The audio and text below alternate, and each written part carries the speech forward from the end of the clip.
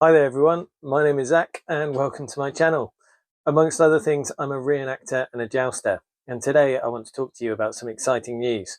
If you've been with the channel for a while, you'll know that I have been commissioning a new harness. That's what we armour people call a suit of armour. So this old armour is going to be going shortly and my new armour will be here. It's an armour that's based on an English effigy, which is very near to my house, and it's being made by the amazing guys at Art of Steel Workshop in Ukraine. I've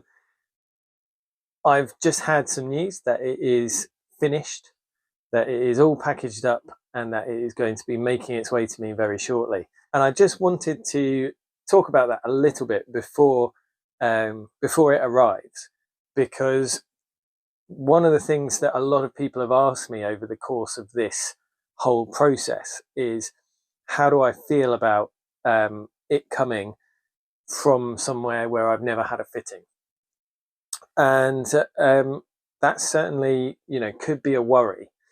But I have never in my life had a piece of armor arrive really that worked pretty much straight out the gate. Probably the closest thing to that would be this guy.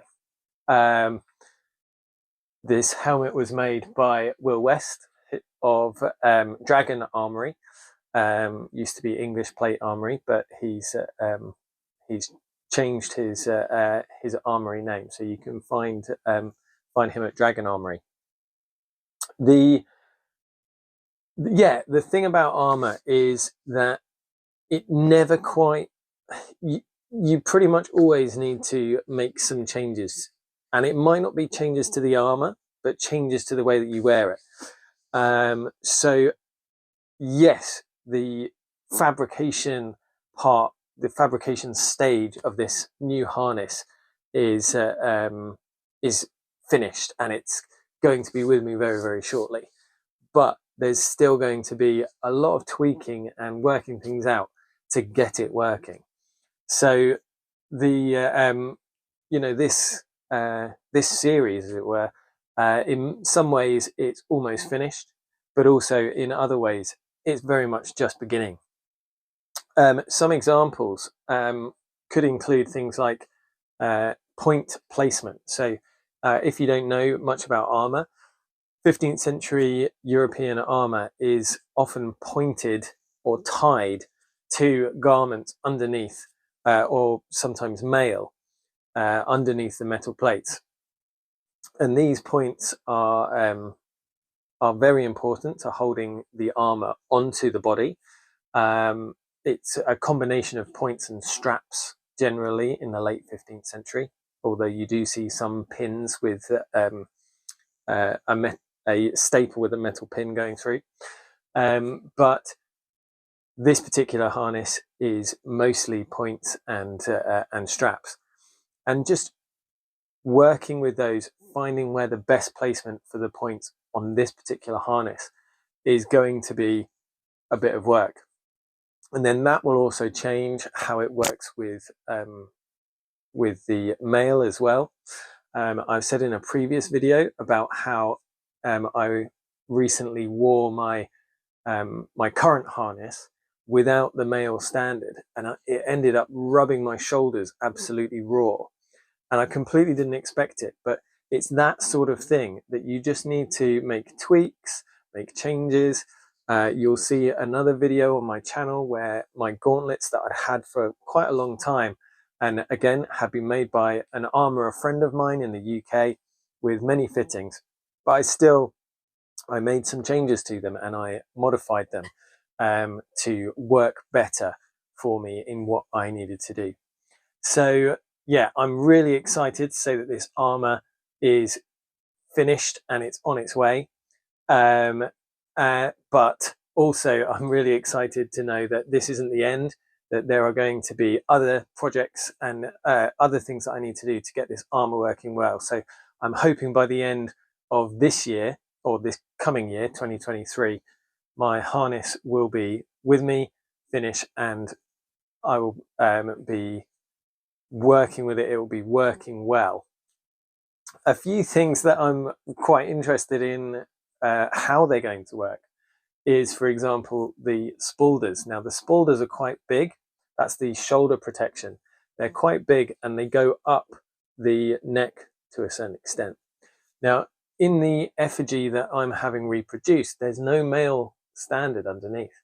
And I'm a little bit worried that if I wear it like that, then those spaulders are going to rub on my skin. It's possible that this is just a choice made by the effigy carver. We're going to have to see. We're going to have to experiment when the armor gets to me. It's a great reproduction that Alexi has made. And it will be really interesting to see how spaulders like that work and whether or not I do need a high male collar underneath. It is true that these spaulders appear on several different effigies of the period, and also that a high male collar is quite typical for an English gentleman. So although it doesn't appear on my my particular effigy, it may well be that this is something that I will need to add into my harness to get that working properly. Another thing that I'll need to sort out is where the points go.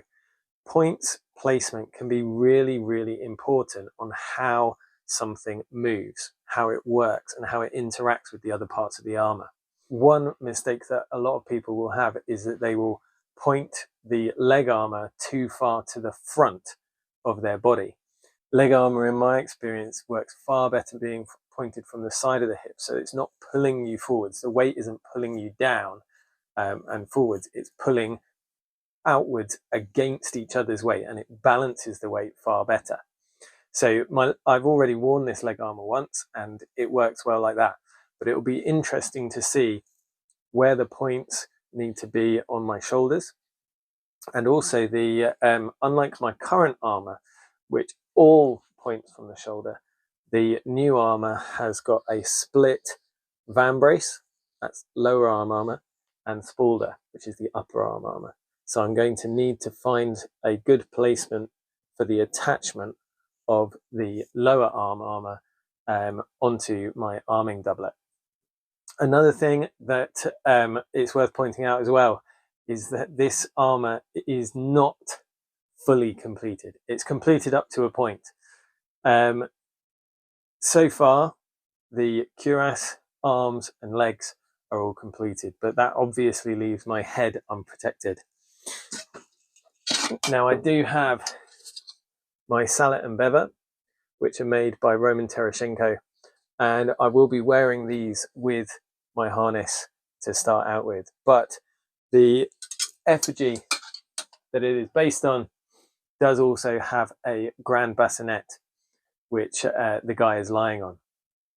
At the moment, that is beyond my purchasing power, but it's definitely something that I am wanting to get in future. So if you would like to see the journey of commissioning that, then please do subscribe.